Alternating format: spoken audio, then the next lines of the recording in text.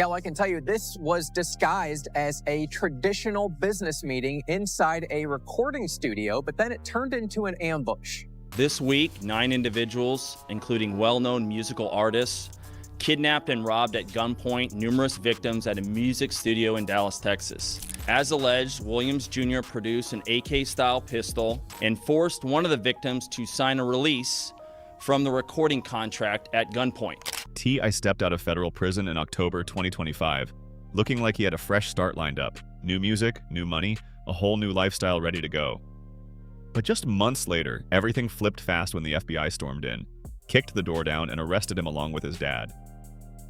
And what showed up in those court papers, especially what his father allegedly said, has people looking at this situation completely different now.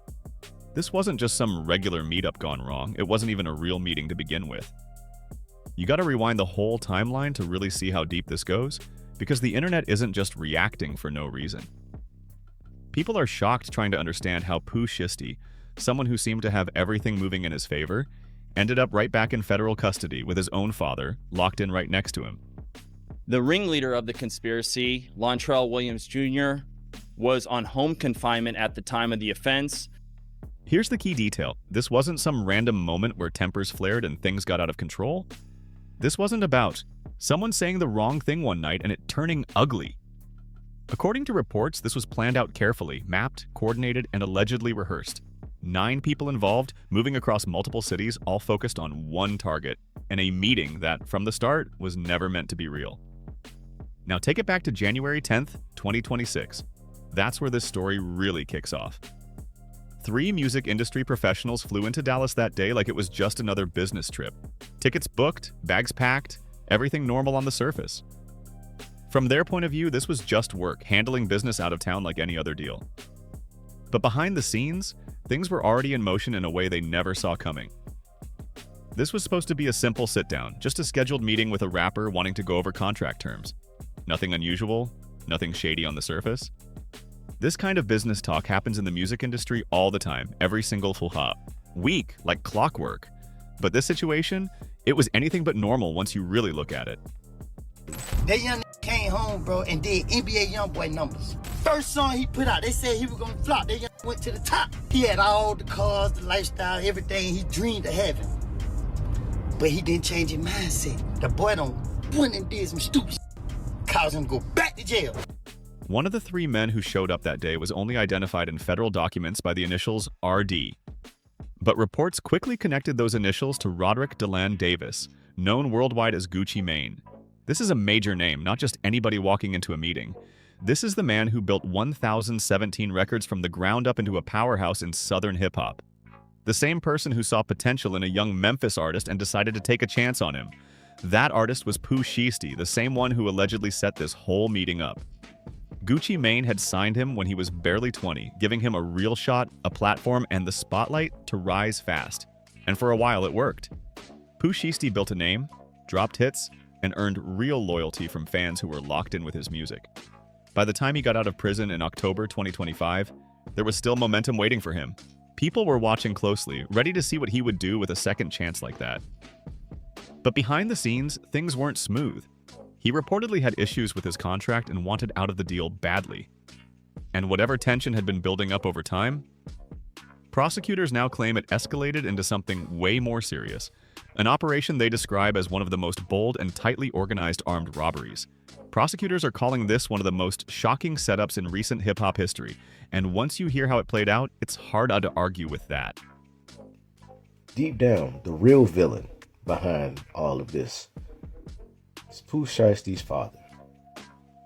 Me, myself, I came up in a situation without a father. I had father figures and older gentlemen or whatever who some would consider OGs, guys who had their life in order, guys who had their own like car washes and stuff like that, guys who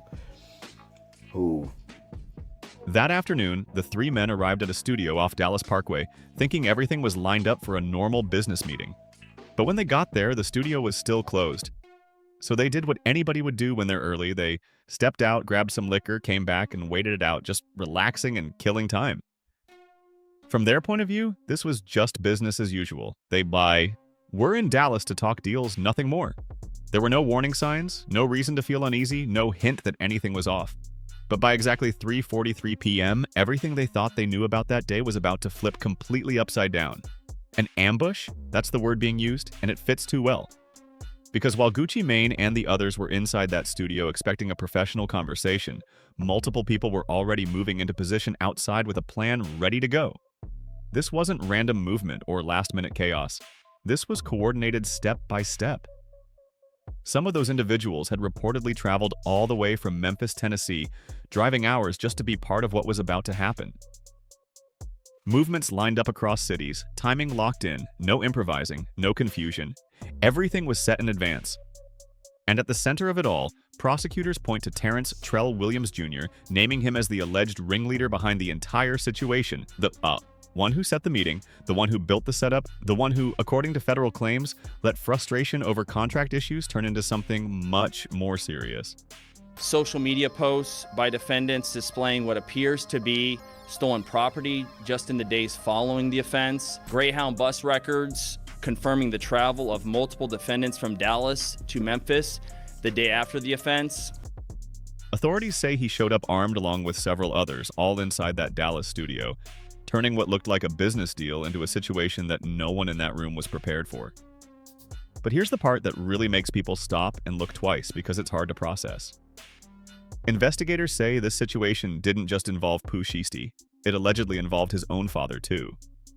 Terrence Trell Williams Sr., known in some circles as Mob Boss, is accused of being part of this from the very beginning, not on the sidelines, but right in the middle of it.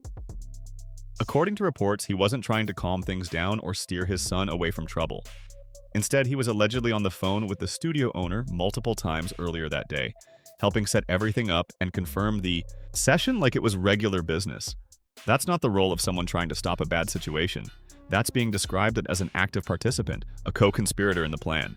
Surveillance cameras reportedly placed him outside the building and then walking in at exactly 3:28 p.m. That timestamp matters because it lines up with everything else that was already in motion. 9 individuals involved. That number stands out for a reason. That's not random, and it's not coincidence. That's a full crew moving with purpose, with roles, with timing. Described as a coordinated takeover, Williams is accused of pulling out an AK-style pistol and forced one of the victims to sign a release of recording contract at gunpoint, according to the U.S. Attorney. Davis and others were then robbed of cash, Rolex watches, and other jewelry. Pooh Shiesty is signed to Gucci Mane's label, so Pooh Shiesty is over with. If I don't know how dumb or what he was thinking when he was doing this, but he ain't never coming home. He already got those previous charges. Now you got federal kidnapping and robbery charges. We done seen the last of Big 30 and Pooh Shiesty. Something like that takes planning, coordination, and a clear decision to go through with it. Authorities say once everyone was inside, things shifted. The 3 victims were separated right away, no hesitation. Gucci Mane was taken into a recording room where he was with Pooh Shiesty, his father, and another individual identified as Big 30 Rodney Wright Jr. Meanwhile, the other 2 individuals, identified in documents as MM and BP, were kept in a separate control room with others from the group. Then, according to the 32-page federal complaint, things took an even more serious turn. It's claimed that paperwork to end a contract was pulled out of a bag and placed in front of Gucci Mane, with pressure to sign it right there inside that studio. Gucci Mane said no. He looked at the paperwork, pushed it back, and argued against it.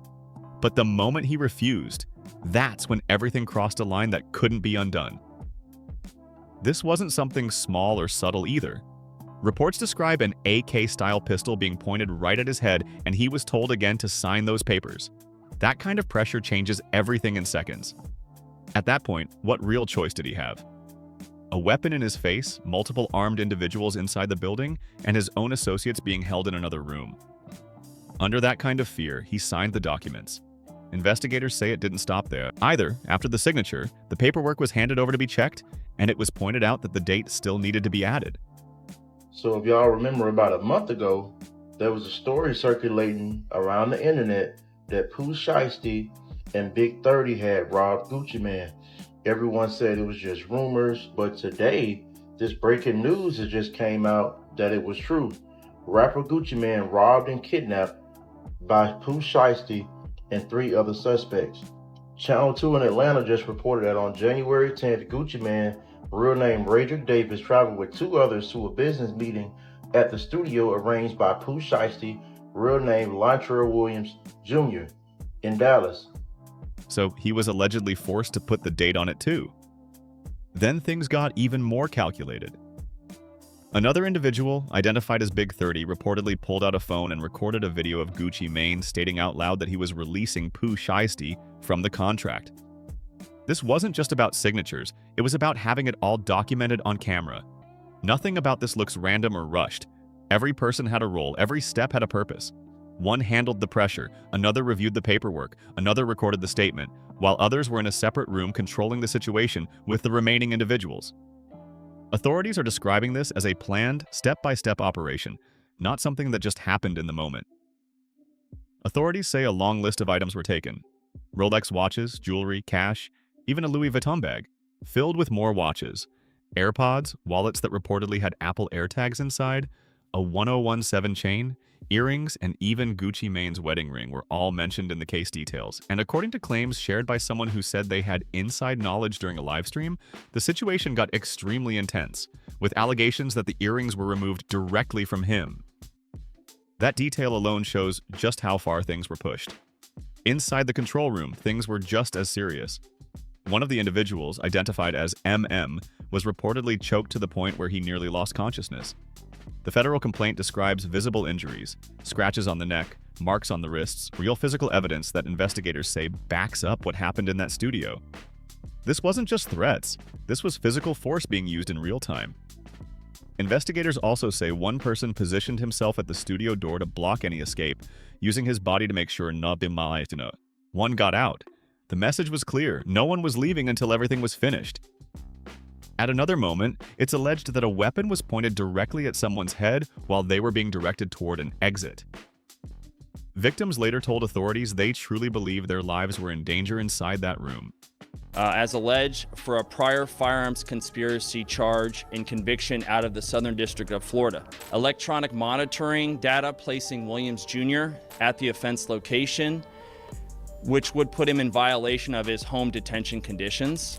The entire situation reportedly lasted until around 4:50 p.m., and then the group left the scene. But what happened next raised even more attention. Within Bauzabots, some individuals were allegedly posting on social media, showing off items that appeared to match what had been taken. It looked like they thought they were in the clear, like no one would come asking questions. But that assumption didn't hold up for long, because what came next shifted everything. And it starts with one piece of evidence that investigators say played a major role, something almost nobody would expect to become part of a federal case. An ankle monitor that, according to reports, tracked movements and helped connect the timeline in a way that's hard to ignore. Any argument that this case might have gaps or gray areas starts to fall apart when you look at one major detail. Because on January 10th, 2026, the same day this entire situation unfolded, he was allegedly wearing a GPS ankle monitor the whole time. Not just any device either. This was a federal ankle monitor required as part of his supervised release after getting out of prison in October 2025. A device designed to track every move, log exact locations, and send that data straight to federal authorities in real time. And according to investigators, that same device places him right where everything happened. Think about that for a second. Authorities are saying he allegedly took part in organizing a 9-person armed situation at a Dallas recording studio while wearing a tracker that was literally reporting his location the entire time. That detail alone changes how this whole situation is being viewed. When he was released from prison after serving about 3 years of a 63-month sentence, he didn't walk out completely free. He went straight into supervised release, which included home confinement in Dallas, Texas. And the rules weren't complicated. They were clear and strict. Do not commit another federal offense. Do not possess a firearm. That's it. 2 conditions that had to be followed. But prosecutors claim both of those rules were broken at the same time, in the same place, while that ankle monitor was still active and transmitting data. That's the part that stands out the most. Because it's not just about what allegedly happened. It's about what was being recorded while it happened.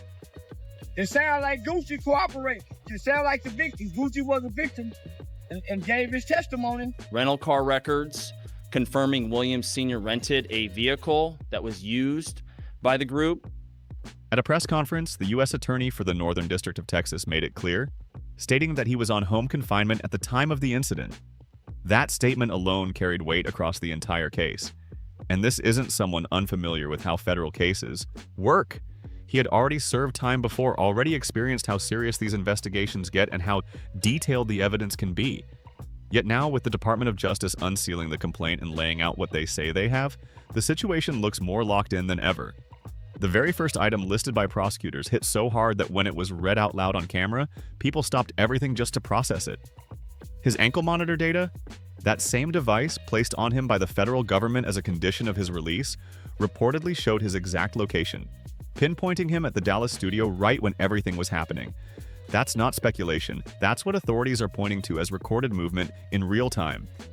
No one had to come forward, no one had to snitch, and no behind-the-scenes deal had to be made. According to investigators, the tracking device did all the talking. It followed him straight to that location and logged every second of it, sending the information back as it happened. When clips started spreading online of the U.S. Attorney reading that evidence list, the reaction spoke for itself. One line stood out and had everyone replaying it. At the robbery, he had the ankle monitor on at the robbery. That sentence alone carried serious weight.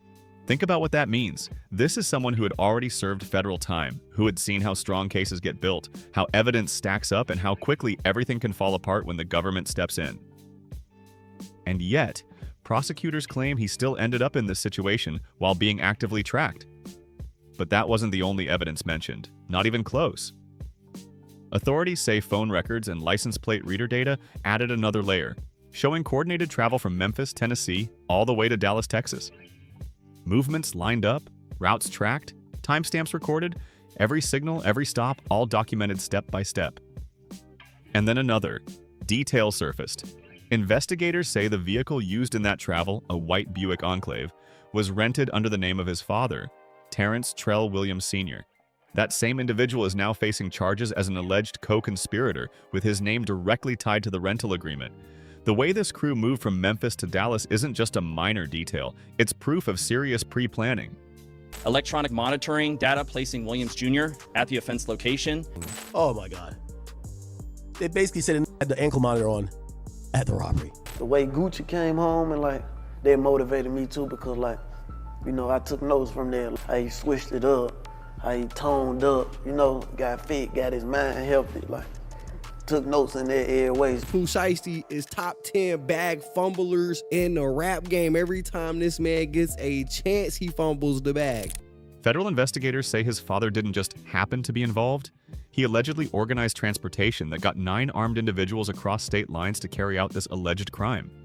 That's not coincidence, that's coordination, and prosecutors point to it as a key part of their case. There was also surveillance footage everywhere. Cameras inside the studio, cameras at a nearby Staples, cameras at the hotel where several defendants stayed after the robbery. Federal investigators collected footage from all 3 locations. Every angle, every timestamp, assaulted, analyzed and documented, showing the movements of everyone involved. And it gets more concrete. Latent fingerprints recovered from inside the studio reportedly matched at least 2 of the defendants. Physical forensic evidence connecting real people to specific actions in a specific location. That's not speculation, that's tangible proof that investigators say can't be argued away. Then there's the social media angle. Within hours of leaving the studio, the stolen jewelry and other items were allegedly posted online. On their own verified accounts with their real names attached. Screenshots of those posts are included in the 32-page federal complaint as exhibits, meaning they effectively handed prosecutors evidence themselves. Authorities say these posts documented them flaunting the stolen items, turning what might have seemed impulsive into a publicly recorded part of the case. The morning after the robbery, the crew allegedly took a Greyhound bus back from Dallas to Keys. Memphis, records that are fully traceable and federally subpoenaed. Every ticket, every route, documented and cited in the criminal complaint, giving authorities another piece of the chain linking them to the crime. This case wasn't built on rumors, it was built on evidence the defendants practically handed to the government at every single step. But once all that came out, the public conversation started to shift online. Naturally, the first question in hip-hop circles is, who told? The truth is, as one of the main victims, Gucci Mane personally identified Pooh Shiesty, his father, and Big 30 by name, appearance, and even through their verified Instagram accounts during the investigation. Yes, Pooh Shiesty is his own man. He's grown. He shouldn't be making dumb decisions. Now that I know all the facts, he shouldn't be making dumb decisions like leaving with an ankle monitor to a whole other city, whole lot of other town, especially without getting the approval and everything from his PO or whatever, right? But the one thing I can say, that's standard crime victim cooperation, the legal way you help law enforcement when someone points a gun at you and takes your belongings. Of course, in the streets, it doesn't always get framed that way. Gucci Mane reportedly addressed the speculation himself on social media, denying that he snitched while making it clear he still had the same energy he's always known for. Anyone familiar with Gucci knows he doesn't say things lightly. His words carry weight. And then there's Lil Woody, who summed up the tragedy of the story perfectly. Pooh came home, dropped music, and landed right back in the conversation. People were rooting for him, watching the comeback unfold. Critics said, first day out wouldn't hit numbers. They were wrong. Pooh had attention, momentum, and a real lane open right in front of him. Everything seemed set for a major return. Until this all allegedly went down, he had everything. And mindset, that last word, is the one that matters most. Because you can hand a man all the money in the world, all the second chances imaginable. But if his mindset doesn't change, none of it is safe. None of it lasts. None of it is permanent. Then came the bombshell. The morning after the arrests, April 2nd, 2026, while the news was still exploding online and people were trying to process the fact that Pooh Shiesty was back in federal custody, this time with his father arrested too, Wack 100 made a move that shut down every conversation instantly. He called into DJ Academic's livestream, with over 15,000 people watching, and dropped a revelation that had apparently been in the vault for roughly 18 months. Wack claimed he had been holding onto it, waiting for the perfect moment. And now, with Pooh and his father facing federal kidnapping charges, he said the time had come. In real time, on camera, he sent paperwork to Academics' stream for everyone to see. According to Wack, those documents were a federal memorandum of plea agreement dated April 15, 2009, showing that Terrence Trell Williams Sr., aka Mob Boss, had allegedly agreed to provide substantial assistance to the federal government in exchange for a reduced sentence under U.S. sentencing guidelines. Man, so they said Pooh Shiesty's dad has been arrested after the FBI raid yesterday. I don't know if it's true, but I'm also seeing reports of Pooh Shiesty being arrested. It say this is allegedly linked to the rumors of Pooh Shiesty and Big 30 robbing Gucci Mane. If I ain't tripping, I remember this story being talked about months ago. When I first heard about it, I thought it was a fake-ass story. It sound made up. They accused Pooh Shiesty of forcing Gucci Mane to let him out his record deal. I don't even understand how you could do that. And that clause, but it be Section 5K 1.1, the cooperation clause. In the streets, it has only one name. It's the kind of legal leverage that can change everything, and Wack just made sure thousands of people saw it drop live. Wack said it bluntly. No filler, no subtlety. He claimed that Pooh Shiesty's father allegedly cooperated with the federal government back in 2009 when Pooh was just 8 or 9 years old. Imagine growing up in a household where, if Wack's claims are true, your own father had a 5K 1.1 cooperation deal attached to his federal case. Then, Wack didn't stop there. He extended the accusation straight to Pooh himself. According to him, Pooh has allegedly been cooperating since 2022, meaning since his federal firearms conspiracy case out of the Southern District of Florida. That was the case where Pooh pleaded guilty to 1 count, had 3 more serious counts dropped, and reportedly received a sentence below what prosecutors initially sought. Wack even allegedly pulled up federal case files during the live stream and stated the documents looked legit. Those 2 words, looked legit, spread like wildfire. Clips of the stream were circulating across Instagram, Facebook, X, YouTube, and more within hours, with reactions exploding everywhere. But here's the critical point. In a story this loud, it's crucial to separate verified facts from unverified claims because they blur together fast. It's also important to note that Wack 100 has made these exact same accusations multiple times before, going back at least to February 2022. This isn't new information from him, and every single time Pooh Shiesty's attorney, Bradford Cohen, has publicly denied the claims, calling them 100% fake news, idiotic, and a straight mistruth. That denial hasn't changed once, no matter how often the accusations have resurfaced.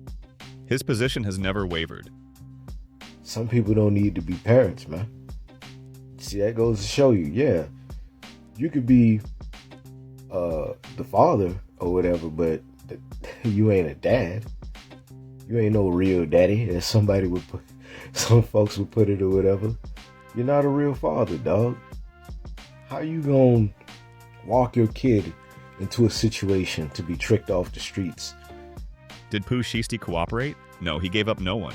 There was no cooperation agreement, no proffer, session, and no information exchanged with federal prosecutors. In fact, the entire defense strategy in his 2021 firearms case was built on the argument that the alleged victims had tried to rob him and his crew first, which is why the guns came out. The lighter-than-expected 63-month sentence came from solid legal arguments and forensic evidence, not a deal. And just weeks before the alleged Dallas studio incident, in January 2026, Pooh posted his own court paperwork on Instagram and publicly denied any cooperation with the government. He invoked the code of silence, staking his public reputation on it. Yet according to allegations, he then went to Dallas and allegedly did what he did. As of April 3rd, 2026, no major outlet, AP, Rolling Stone, XXL, has independently verified WAC 100's claims about 2009 paperwork. There is a documented 2009 Tennessee state-level case involving Alon Trail Williams connected to mob ties records, but that case contains no mention of any federal cooperation or 5K 1.1 deal. Federal 5K 1.1 documents are frequently sealed and not publicly accessible without official disclosure. So, for now, these remain allegations. Explosive, widely shared, impossible to ignore, but still unverified. And yet, even setting all of that aside, there's an irony at the center of this story that's almost too big to fully grasp. Pooh Shiesty and his dad have been arrested in connection to a federal investigation. Yikes. If you recall yesterday, I said that Pooh Shiesty's home was raided by the FBI, and now they have been arrested. This is crazy. He's only 5 months out. As you can see, his dad was arrested, commitment date April 1st. Now, they have not released what charges have been brought up against them as of yet. There are rumors that this is in connection to Gucci Mane being robbed. A couple months ago, there were rumors that Pooh Shiesty and Gucci Mane got into an altercation, which led up to Pooh Shiesty robbing Gucci Mane. When Pooh walked out of federal prison in October 2025 and gave his first major interview back with XXL, he talked about Gucci Mane. Everything that would follow, the alleged Dallas takeover included, started with that relationship. He spoke about what it meant to watch Gucci Mane come home from his own prison stretch and completely rebuild himself from the ground up. How Gucci got disciplined, got physically fit, got his mind right, stayed focused, stayed out of trouble, and built something sustainable. He became the blueprint for what it actually looks like to come out of prison and not go back. Pooh said Gucci truly woke up while he was inside, completely changed, and that seeing him transform had planted something in Pooh too. It inspired him to move differently, to really commit to changing his life, and he believed that this shift was going to stick. He described Gucci as a model, a real-life example of what a man can become when he decides to do things differently after prison. And then, within 3 months of that interview, the story takes a darker turn. Prosecutors allege that Pooh walked into a Dallas recording studio and pointed an AK-style pistol at the exact man he had just said inspired him, Gucci Mane. The man whose transformation he said he had studied, the one he had called his blueprint, now had a gun in his face over a contract. You cannot make this up. It's too cinematic, too devastating, and too perfectly structured as a real-life tragedy to be anything but true. Or at least to feel like something ripped straight from a movie script. The rise, the inspiration, and the fall, all condensed into one shocking, unthinkable moment. Pride and ego is our main enemy. Now let's break down where things actually stand, because as of April 3rd, 2026, this case is still in its earliest stages. The 32-page criminal complaint was filed on March 30th and unsealed on April 2nd. No trial dates have been set and no pleas have been entered. All defendants are legally presumed innocent, and that matters. But the evidence already listed in that complaint is anything but thin. It includes ankle monitor data, cell phone records, license plate reader logs, a rental car agreement under the father's name, surveillance footage from 3 separate locations, fingerprints recovered inside the studio, and social media posts showing the defendants with the stolen property. Add Greyhound bus records tracking their trip home, plus victim identifications by people who knew the defendants personally. By face, by name, and even by verified Instagram accounts. At the April 2nd press conference, U.S. Attorney Ryan Patrick Bowl made it clear, each defendant faces potential sentences of up to life in prison under the federal kidnapping statute. And Pooh Shiesty's case is made even more serious by the fact that he allegedly committed this crime while still on federal supervised release from his prior conviction, an aggravating factor that judges take very seriously at sentencing. It signals to the court that a previous prison sentence failed to produce behavioral change, which can add significant weight to federal guidelines. The FBI even raided the family home in Cordova, Tennessee at 6 a.m. on April 1st, showing how seriously authorities were treating this alleged conspiracy. The case is moving fast, the evidence is stacking, and the stakes could not be higher for everyone involved. In 2026, federal agents used flashbangs to make entry into the family home. They were in and out for hours, removing computer equipment, brown paper bags full of evidence, and thoroughly searching every vehicle in the garage. Whatever they were looking for, authorities now have it, safely stored in a federal evidence room in the Northern District of Texas, waiting for a trial date. At the center of all of this sits a father and son, both in custody, both charged, and both facing the possibility of spending the rest of their lives in federal prison. The father is accused of renting the vehicle, booking the studio, standing in the recording room, and reviewing the paperwork Gucci Mane was forced to sign at gunpoint. Think about the timeline for a moment. T.I. walked out of prison in October 2025. His supervised release wasn't even projected to end until April 11, 2026. He was only months away from full freedom. No ankle monitor, no check-ins, no restrictions, just open air, a music career, and a fan base ready to welcome him back. All he had to do was wait. Instead, he allegedly orchestrated one of the most meticulously documented kidnappings in recent hip-hop history, and he brought his father into it. Pooh Shiesty had it all, and he allegedly gave it away again. What happens next will play out slowly inside a federal courtroom in Dallas. Cases like this, multi-defendant, federal, spanning multiple jurisdictions with this volume of evidence, can take a year or more to reach trial. But the story's direction was set the moment that Ankle Monitor logged his location in that Dallas studio on January 10, 2026. The only question left now is how this saga will end. For more deep dives into stories like this, don't forget to like, subscribe, share, and comment. We want to hear what you think about this shocking series of events.